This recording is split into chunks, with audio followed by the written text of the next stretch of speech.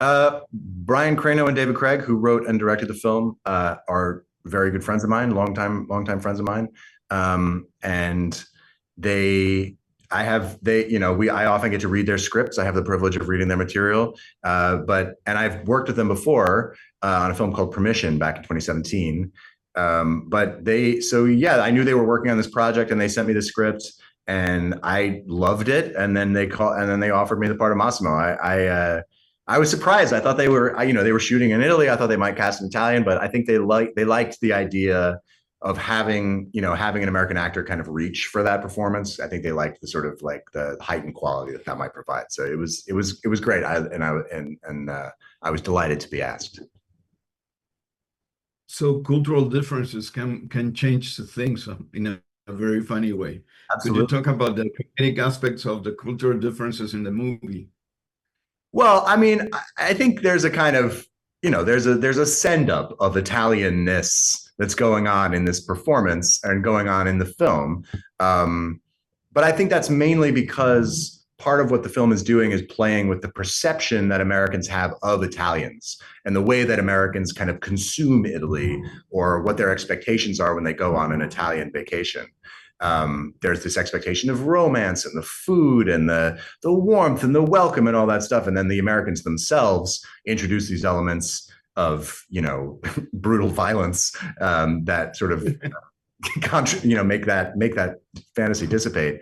And so, yes, I think, it's an Italian seen through a set of American eyes, my own, but also Brian and David's and also the film's, because I think the film wants to stay in that kind of blinkered American POV a little bit. How important is the fatherhood in the story? Enormously. I mean, I think that's the thing that really anchors the film emotionally is that both of these men really want to be parents. They really want, and they love each other deeply, and they really want a child.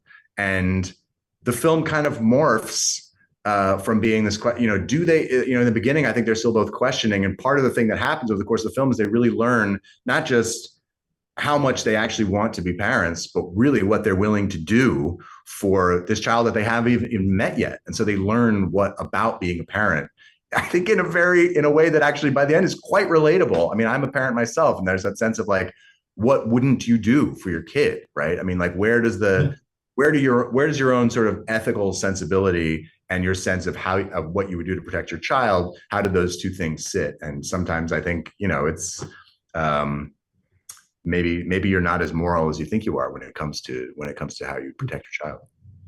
So the story is very autobiographical, I understand. Did you feel that any difference working for directors in which you're representing part of their lives, even though it's comedic and all that?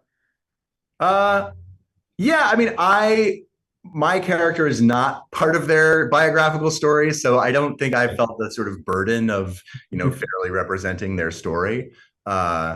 The thing I was really just blown away by is watching them, because I had worked with Brian and David before. Brian directed the film that I was in before, and David acted in it.